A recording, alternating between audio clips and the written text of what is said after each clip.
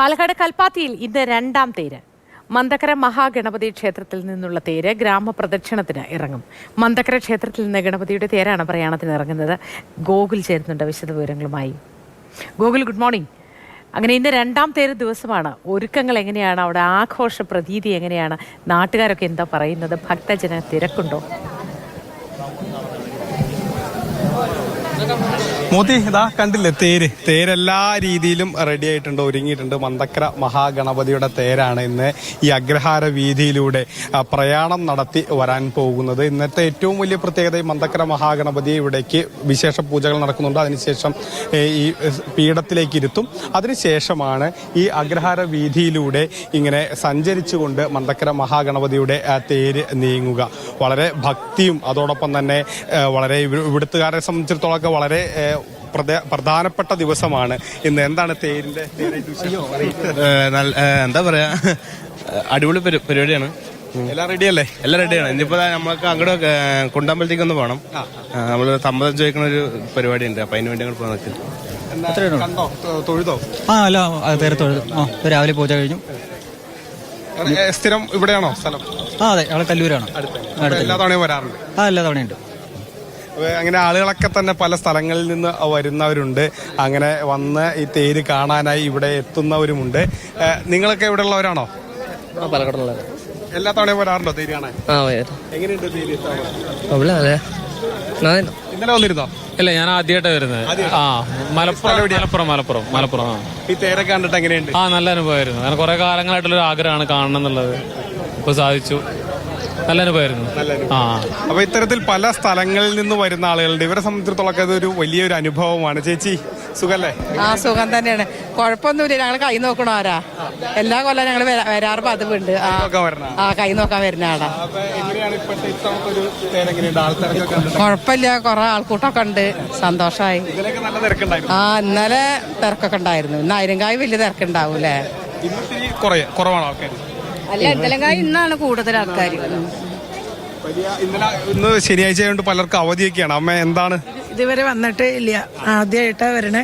Super ആയിട്ടുണ്ട്. എവിടുന്നാ വരണേ? എറണാകുളം. സൂപ്പർ. ഇതുവരെ മിസ് ചെയ്തു. പണ്ടേ വരണായിരുന്നു, ഇപ്പൊ വരാൻ പറ്റി. ഭാഗ്യം. ഒരുക്കങ്ങളൊക്കെ കഴിഞ്ഞോ? പൂജകളൊക്കെ കഴിഞ്ഞോ? പൂജയൊക്കെ നടക്കുന്നുണ്ട്. അല്ല, അവിടെ ചോദിക്കണം.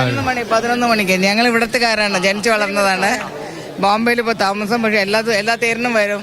നിങ്ങളെ വീട്ടിലൊക്കെ ഒരു റീയൂണിയൻ കൂടിയാണല്ലേ കൽപ്പാത്തി തേര്? റീയൂണിയൻ എല്ലാ റിലേഷന്റെ പണ്ടൊക്കെ ഉണ്ടായിരുന്നു. ഇപ്പൊ അത്ര വലിയ ഇതൊന്നും ആരും കാണിക്കാറില്ല.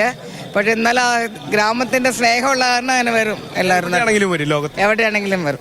11 മണിക്കാണ് രഥപ്രയാണം തുടങ്ങുന്നത്. രഥപ്രയാണം ഇവിടെ 11 മണിക്ക് രഥാരോഹണം. പിന്നെ അത് കഴിഞ്ഞിട്ട് പകുതി ദൂരം വലിച്ചു വയ്ക്കും. പിന്നെ വൈകുന്നേരം കണ്ടിന്യൂ ചെയ്യും. വിശാലാക്ഷി സമേത വിശ്വനാഥ സ്വാമി ക്ഷേത്രം കൊണ്ടുവന്ന് വെക്കും. പിന്നെ നാളെ വൈകുന്നേരം അവിടെ നിന്ന് ഇങ്ങോട്ട് തിരിച്ചു കൊണ്ടുവരും. നാളെ അവിടെ രഥസംഗമം ഉണ്ട്, 5 തേരുണ്ട്. അല്ല, രഥസംഗമം കഴിഞ്ഞിട്ട് എത്തും. 5 തേരും വരെ അവിടെ കഴിഞ്ഞിട്ട് ഇങ്ങോട്ട് വരും. ഇന്ന് ഇവിടെ നിന്ന് ഈ തേരിന്റെ പകുതി വരെ എത്തും. നമ്മളോട് ഇവിടെ ഈ പ്രദേശവാസികൾ കൂടി ഉണ്ട്. എന്താണ് ഇവിടുത്തെ ഒരുക്കങ്ങളൊക്കെ എങ്ങനെ? നമസ്കാരം. തഞ്ചാവൂരിൽ നിന്ന് പാലക്കാടേക്ക് ചേക്കേറിയ തമിഴ് ബ്രാഹ്മണന്റെ ആവാസ കേന്ദ്രമാണ് കൽപ്പാത്തി. കൽപ്പാത്തി രഥോത്സവം, മായവരം രഥോത്സവം നടക്കുന്ന അതേ തീയതിയിൽ പെറ്റമ്മയെ ഓർക്കുക, പോറ്റമ്മയായ കേരളത്തിൻ്റെ ഭാഗമായി തീർന്ന തമിഴ് ബ്രാഹ്മണൻ പെറ്റമ്മയെ ഓർക്കുന്ന ഒരു സുദിനം കൂടിയാണ് കൽപ്പാത്തി രഥോത്സവം. മായവരത്ത് നടക്കുന്ന അതേ ദിവസമാണ് ഇവിടെ. ഇന്നിവിടെ രണ്ടാം തേര് കൽപ്പാത്തി മന്തക്കര മഹാഗണപതി ക്ഷേത്രത്തിലെ രണ്ടാം തേരാണ്.